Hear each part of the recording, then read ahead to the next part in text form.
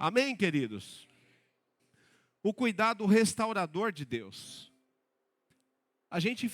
Nós somos julgadores, né? Nós, enquanto seres humanos, nós somos julgadores. Nós julgamos com base no nosso orgulho. Então, no que a gente acha certo, a nossa justiça. Então, é isso que faz a gente julgar, o nosso orgulho, nossa justiça, que a Bíblia chama de trapo de imundícia, nossa justiça pessoal, a forma como a gente julga as coisas, as situações. A Bíblia diz que esse julgamento nosso é trapo de imundícia, comparado à justiça de Deus. Porque a justiça de Deus é perfeita. A justiça de Deus é baseada no amor. A nossa justiça é baseada no orgulho, nos nossos interesses. Então, infelizmente, nós somos assim, seres humanos. Para nós é fácil apontar o dedo e apontar as falhas dos outros e culpar os outros até pelos nossos erros, pelo que acontece com a gente. Mas o amor de Deus não é assim. O amor de Jesus não é assim. E como nós somos assim, nós temos uma dificuldade tremenda de entender o amor de Deus, de compreender, de entrar no nosso cérebro o amor de Deus. É impossível compreender. É só por revelação. É só por uma revelação do Espírito Santo. E eu creio que o Senhor vai fazer isso, trazer essa revelação para nós nessa noite.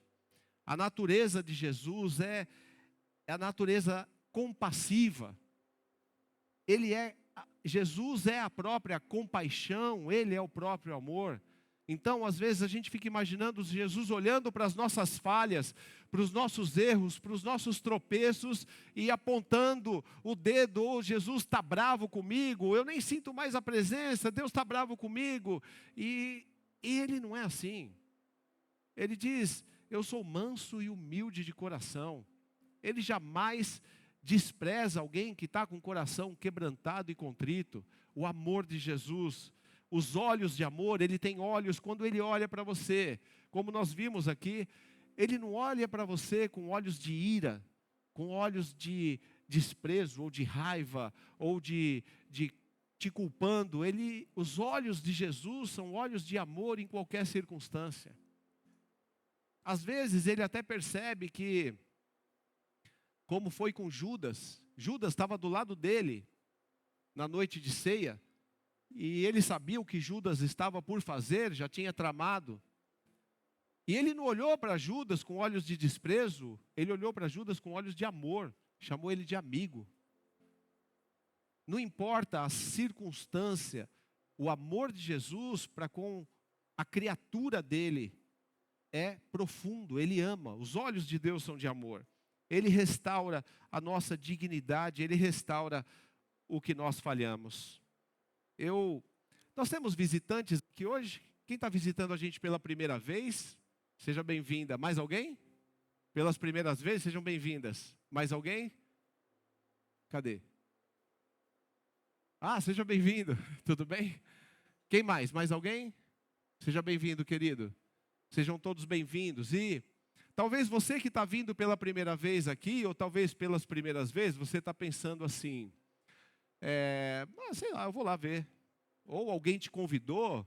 E a gente sempre pensa racionalmente. A gente sempre pensa de forma material, racional. E a gente só veio aqui porque alguém convidou, ou porque, sei lá, eu vou conhecer. E você não tem ideia, você que está vindo visitar a gente, você não tem ideia da logística e da operação dos anjos e de tudo que Deus fez, do rebuliço que Deus fez, para que alguém convidasse você, para que você estivesse aqui nessa noite. Você não está aqui por acaso.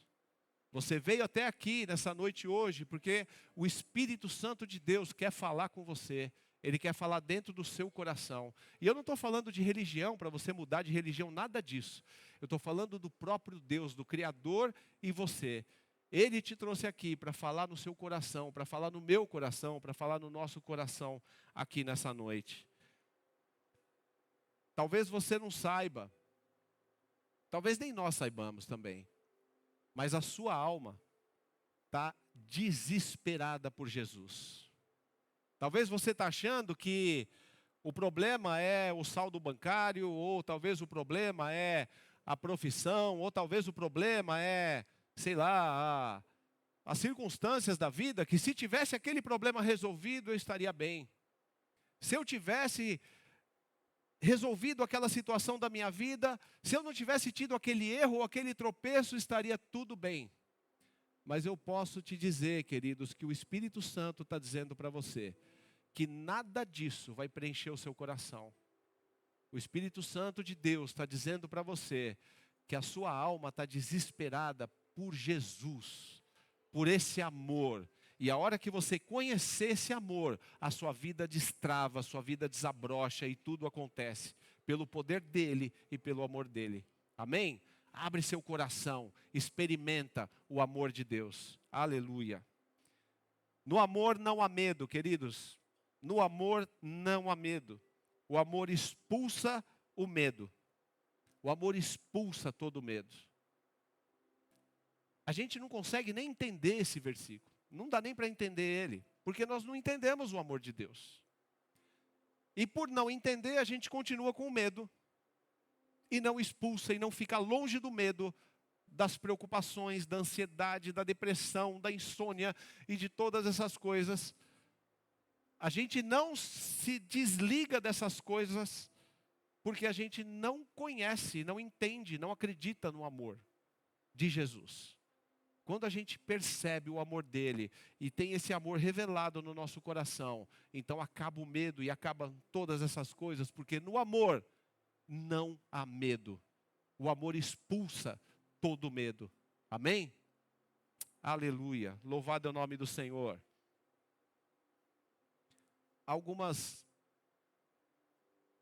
Tem pessoas aqui, eu não sei se eu estou falando com uma pessoa, mas isso vale para todos nós, inclusive para mim.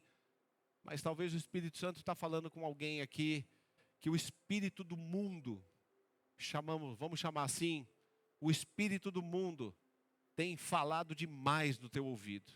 Tem falado muita coisa no seu ouvido.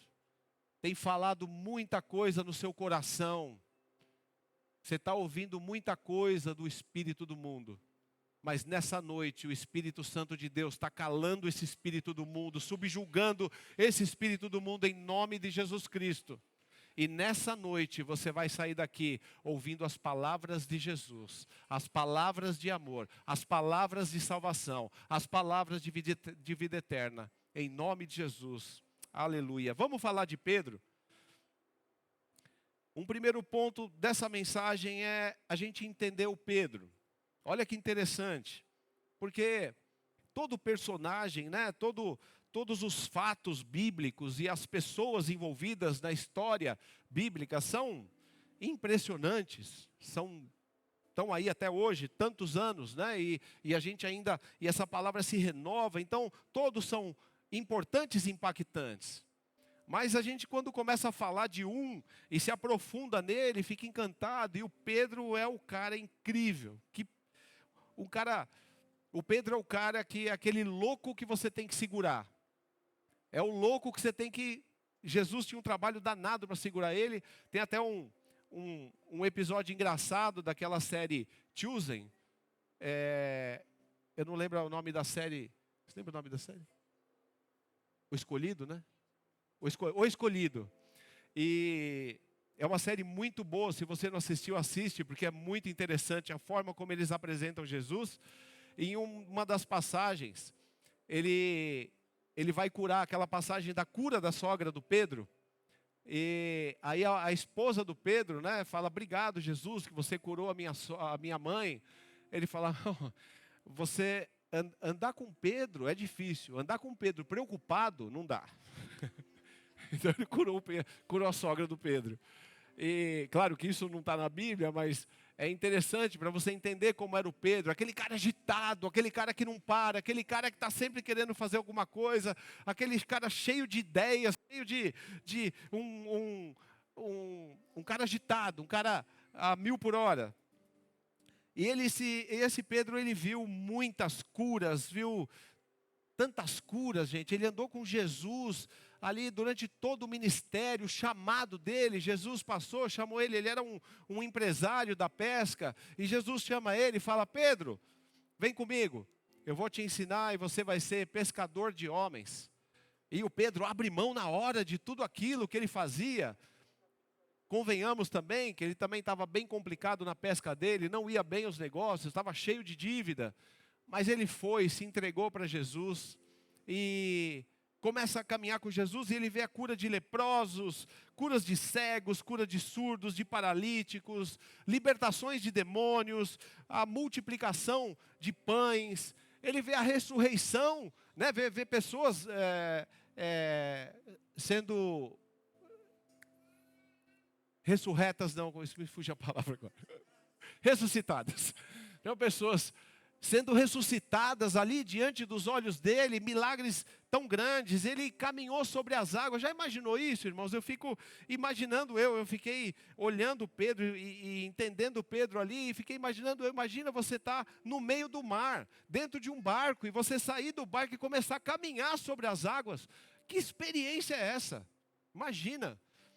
E isso aí não foi nada, porque aí vem, para mim, tem a maior de todas, mas a penúltima, ou a segunda maior experiência do Pedro, é aquele momento da transfiguração. Aquele momento, meu Deus do céu, imagina que Pedro está ali, sobe no monte com Jesus, de repente o rosto de Jesus acende, fica, como a Bíblia diz, que como brilhante como o sol, e já é impactante isso. E de repente ele vê ainda chegando Elias e Moisés para conversar com eles. Foi tão impactante para o Pedro que ele falou: Senhor, chega. Vamos fazer tendas aqui, a gente faz umas barraquinhas, vamos ficar aqui para sempre, que isso aqui está muito bom. Não quero nem mais sair daqui. E aí depois, na minha opinião, vem a maior de todas, que é quando Jesus fala para ele: Pedro, quem você diz que eu sou? E ele fala: tu és o Cristo, o Filho de Deus. E aí Jesus fala para ele: bem-aventurado você, porque isso não é a sua sabedoria, não é você que entendeu isso, mas o meu Pai revelou isso para você. Aleluia. O Espírito Santo nessa noite vai revelar para você o amor de Jesus Cristo. Você vai ter revelado no seu coração o amor de Jesus Cristo. E isso não é por causa dessa mensagem, que não teria poder de fazer isso. Mas é o próprio Espírito Santo que vai revelar nos nossos corações o amor de Jesus Cristo, em nome de Jesus. Amém? Aleluia. Olhos vão ser abertos, ouvidos abertos, em nome de Jesus Cristo. Ele vai te dar a revelação que você precisa. Nós precisamos de revelação, queridos. Precisamos entender o poder restaurador de Cristo, a compaixão de Cristo, o amor que Cristo tem por cada um de nós, em nome de Jesus. Aleluia. O segundo ponto é que a gente precisa entender essa falha do Pedro quando ele negou, porque parece muito absurdo para nós hoje que conhecemos a história, agora que a gente já sabe tudo o que aconteceu, como aconteceu, mas assim como Pedro negou Jesus naquela circunstância, nós fazemos isso também com muita frequência e com mais frequência do que a gente imagina. Vamos entender, há 2 pontos para a gente entender. Primeiro, a circunstância, o ambiente onde Pedro estava. E depois a gente vai entender também o coração do Pedro, a alma do Pedro. Por que que isso aconteceu? As circunstâncias ali, queridos, era bem difícil.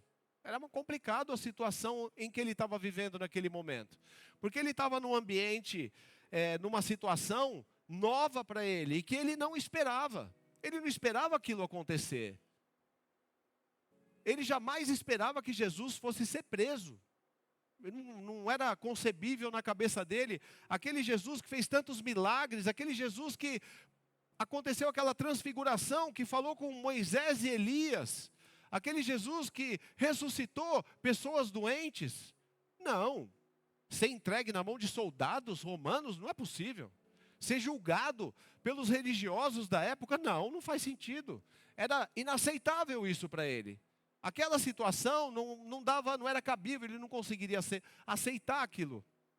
Era novo para ele, era um susto para ele. E essas coisas acontecem nas nossas vidas.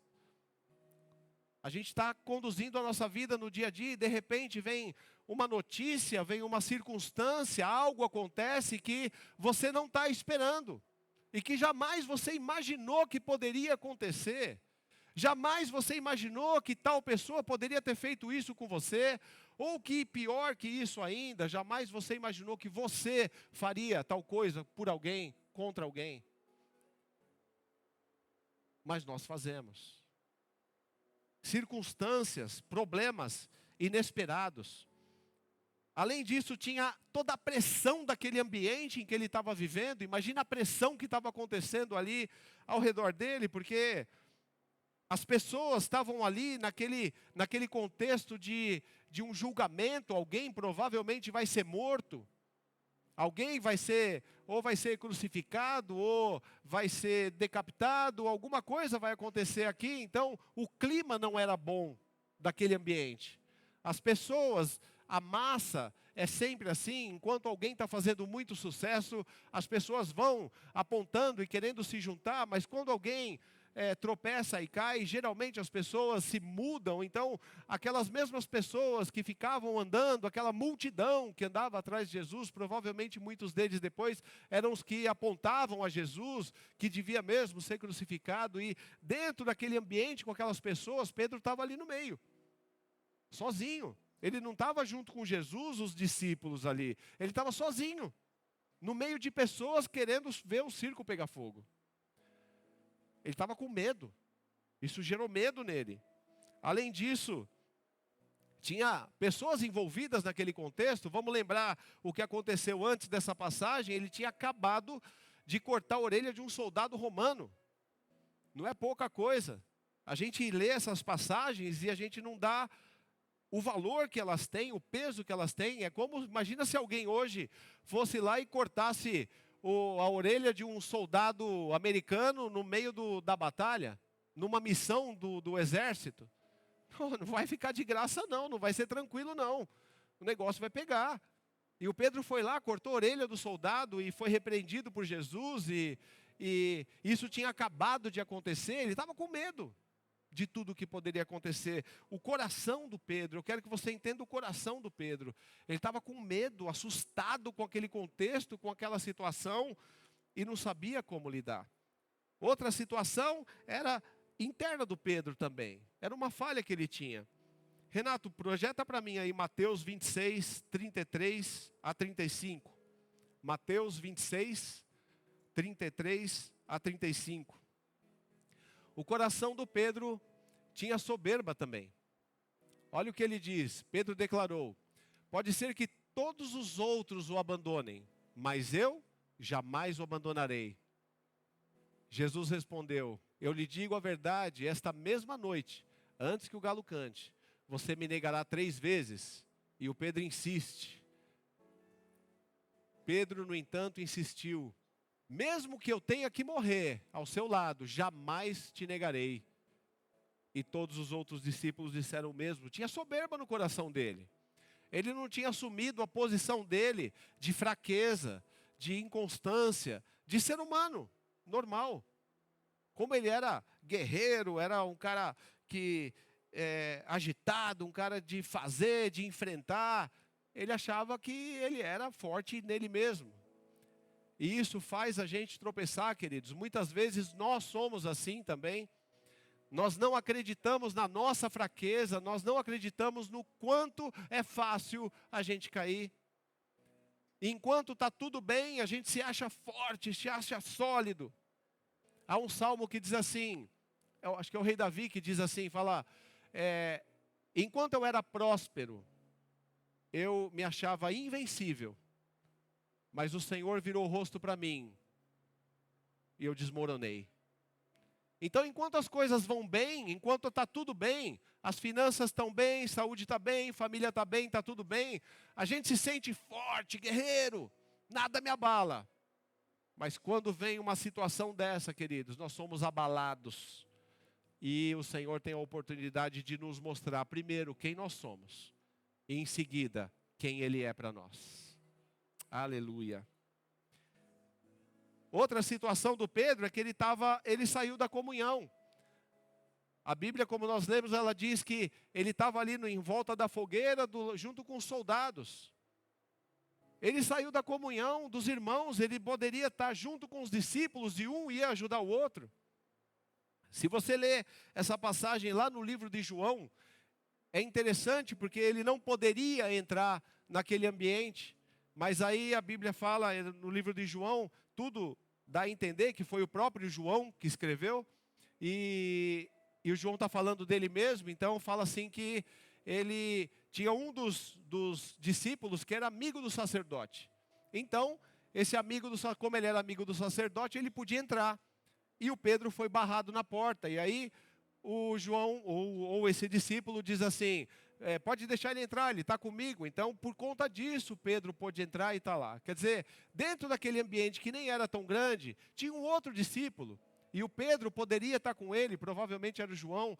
Pedro poderia estar junto dele para um dar força para o outro, mas Pedro se isolou, ele ficou sozinho naquele contexto.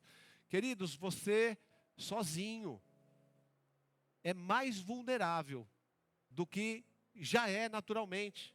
Nós não podemos ficar sozinhos, é impossível ficar sozinho. Nós sozinhos, o Espírito Santo, ele usa o corpo de Cristo, ele usa a igreja para exortar, para orientar, para dar bronca, mesmo que às vezes você fique bravo.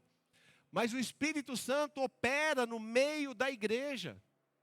Não existe essa de... É claro que às vezes tem uma circunstância que não te permite participar da comunhão da igreja, então você assiste através dos vídeos, para isso tem os vídeos, e glória a Deus por essa tecnologia. Mas isso não substitui a comunhão da igreja, nós precisamos da comunhão da igreja, porque é na comunhão da igreja que nós nos tornamos fortes.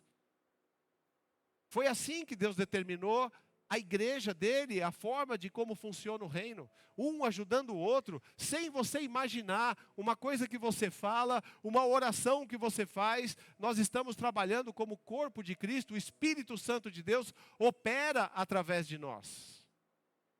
Pedro estava sozinho, ele se isolou. Então a decisão dele foi sozinha. Tomou a decisão dele, não tinha ninguém para avaliar. Nem precisava ele ter negado, porque aquelas pessoas que estavam ali não iam fazer nada com ele. Podiam ficar falando, ele o discípulo dele, andava junto, mas a questão ali era Jesus, era o mestre, não eram os discípulos, naquele momento. Mas ele estava sozinho. Já parou para pensar? Para pensar, quantas decisões você já tomou na sua vida, que deram errado, que deu mal, porque você tomou a decisão sozinho, sem consultar, sem buscar uma orientação, simplesmente tomou a sua decisão do que você queria, e onde deu, avalia isso. Esse é um aprendizado para nós, queridos. Ele seguiu Jesus de longe. Mateus 26, 58, relata que ele seguia Jesus de longe. Não se afasta de Jesus, meu irmão. Às vezes as circunstâncias nos fazem ficar longe de Jesus. Às vezes ficamos tristes, ficamos amargurados, às vezes decepcionados com alguma coisa. É natural nosso, faz parte, nós somos vulneráveis mesmo, é isso aí. Às vezes a gente fica frio.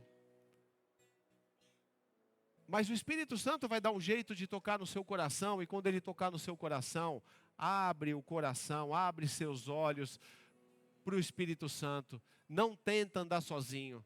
É impossível andar sozinho. E o resultado disso foi vergonha, frustração, desejo de abandonar tudo. É o sentimento que nós temos. Mas o Espírito Santo nessa noite, queridos, quer mudar essa situação, amém? O Espírito Santo está dizendo, eu vou tirar você dessa angústia. Eu vou tirar você desse lugar. Você vai sair desse lugar. Aleluia. O Senhor quer nos tirar, queridos, desse lugar de medo, de angústia. Esse lugar em que nós ficamos lidando mais com o passado do que olhando para o futuro que Deus tem para nós. Em que nós ficamos amargurando e mastigando os fatos e episódios do passado. O Senhor quer mostrar para nós, o Espírito Santo de Deus quer nos levar a olhar para o futuro, para o que Ele tem para nós. Aleluia. E aí vem o amor restaurador de Jesus. Na prática, Pedro estava quebrado, angustiado. Imagina depois dessa situação. A Bíblia não diz isso. Eu que fico pensando nessas coisas aqui e fico viajando, mas eu fico imaginando Pedro pensando assim. Eu faço assim comigo, então eu fico imaginando que ele fala: Senhor, que diferença tem? Que diferença eu tenho do Judas?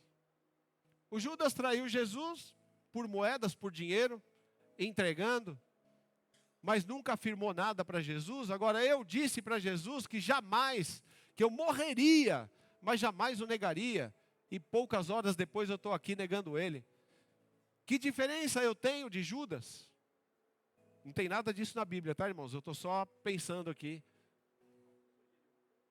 Às vezes, queridos, nós ficamos assim, porque há um espírito do mundo, vamos chamar assim, que tem prazer em ficar soprando nos seus ouvidos palavras de destruição, palavras de derrota, palavras te acusando.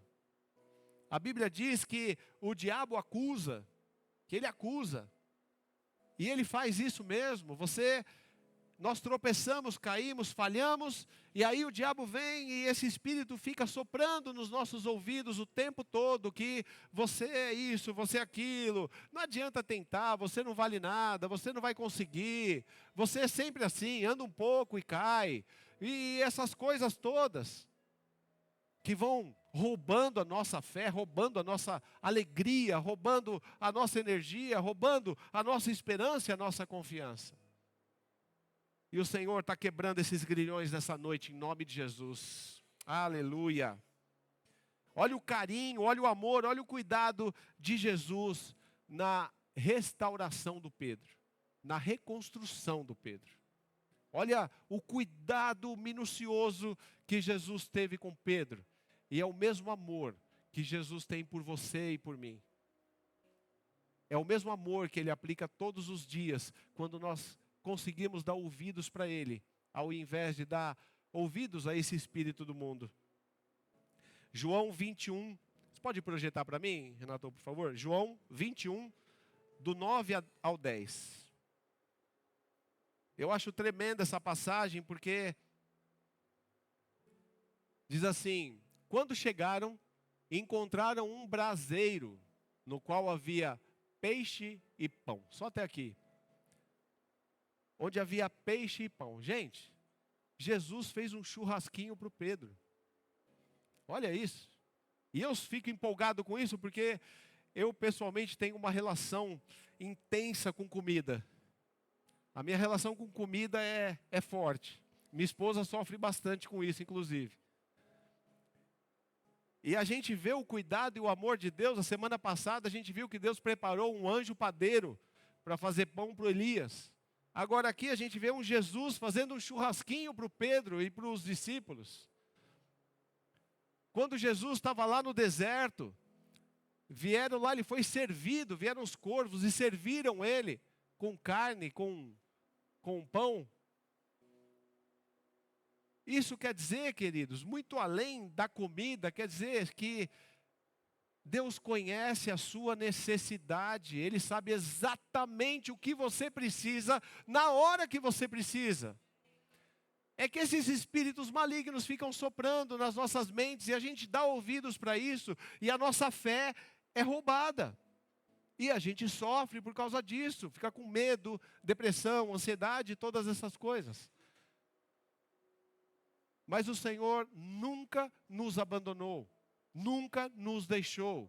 Quem aqui pode dizer: eu fui abandonado por Cristo? Ele nunca deixa e nunca abandona.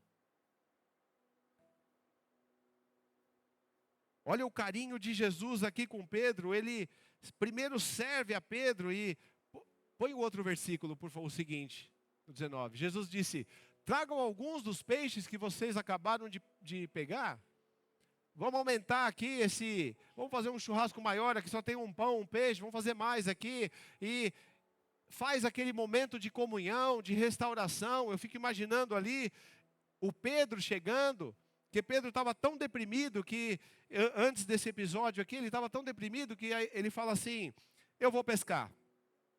Esse eu vou pescar do Pedro, dentro do contexto, você percebe que ele não foi pescar porque era um dia de trabalho, porque era o normal. Não, ele foi pescar porque a cabeça dele devia estar em pânico, desesperada, destruída. Ele foi pescar para aliviar a mente, fazer alguma coisa. E aí ele se depara com Jesus, eu fico imaginando o que eu vou falar para Jesus agora. Eu neguei ele na cara dele 3 vezes. Eu disse que não conhecia esse homem, nem sabia quem ele era. Depois de tudo que eu vivi com ele. Imagina o coração do Pedro ali, queridos. E quando ele chega diante de Jesus, Jesus serve para ele um churrasquinho, nem toca no assunto. E chama eles para comunhão e conversa. E aí vem aquela conversa restauradora. Do verso 15 ao 17. João 21, 15 ao 17. Ah não, desculpa.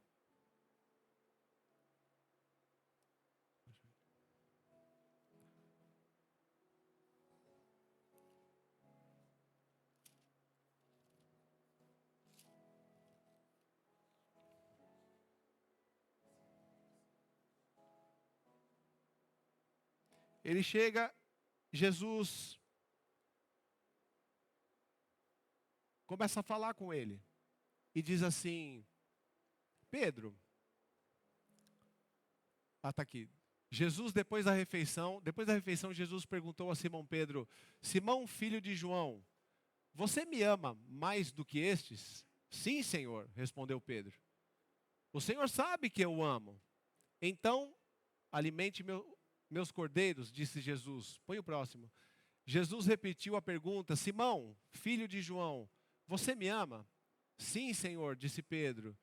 O Senhor sabe que eu te amo, então cuida das minhas ovelhas. E o próximo. Pela 3ª vez ele perguntou, Simão, filho de João, você me ama? Pedro ficou triste porque Jesus fez a pergunta pela 3ª vez e disse, o Senhor sabe todas as coisas, sabe que eu te amo. E Jesus disse, então alimente as minhas ovelhas. Olha a abordagem de Jesus para Pedro, que estava desesperado de medo, angustiado, destruído, esperando levar uma bronca de Jesus. Jesus nem toca no assunto do passado.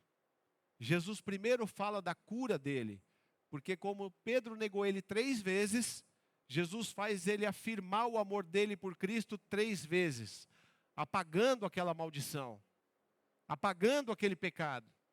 E em seguida, de cada vez que ele diz, sim, Senhor, eu te amo, Jesus fala sobre o futuro dele. Então vai apacentar as minhas ovelhas. Esse é o teu chamado. Eu te chamei para isso. Esse é o propósito que eu tenho para a tua vida. Quando você entende o amor de Deus e tem o seu coração quebrantado, contrito, e você chega diante dele reconhecendo a sua falha, o seu erro, ele não vai tocar no passado nem no que aconteceu, queridos. Ele não vai te acusar nem apontar os dedos para você. Ele vai apenas te curar daquela situação. Ele vai te levar até a cura do que aconteceu. Ele vai curar a sua memória, vai curar as suas emoções, os seus sentimentos, vai curar a sua dor do que aconteceu. E em seguida disso, ele começa a falar com você sobre o futuro que ele tem para você. Sobre o que ele tem planejado, sobre o plano de Deus que ele tem para a tua vida. Aleluia. Jesus cura, restaura e ele encoraja. Ele te coloca novamente na estrada. Amém, queridos? Aleluia. Jesus quer restaurar a motivação, a nossa motivação, restaurar a nossa coragem. Ele quer encorajar, restaurar a nossa dignidade diante dele. Fecha seus olhos, queridos. Aleluia. Aceita a redenção de Cristo, meu irmão. Aceita o amor de Cristo. É difícil entender isso, porque a nossa cabeça, ela entende só os nossos sentimentos, não entende os sentimentos de Cristo, de Deus. Nós entendemos os nossos sentimentos, que são todos ruins. E aí, naturalmente, a gente imagina que Jesus vai olhar para nós como nós olhamos para as pessoas. Nós não conseguimos entender esse amor tão profundo que Ele tem. Ele não te acusa de nada. Ele não quer discutir com você sobre as suas falhas. Ele não quer discutir com você sobre a incredulidade que talvez você teve. Ele não quer discutir com você sobre o pecado que aconteceu. O que Ele olha é se há arrependimento no seu coração. O que Ele olha é se você quer mudança, se você quer o novo dEle. É isso que Ele olha. E se Ele encontrar no seu coração um coração quebrantado e contrito diante dEle. Se Ele encontrar no seu coração um coração que reconhece a sua vulnerabilidade, Ele restaura seu coração. Aleluia.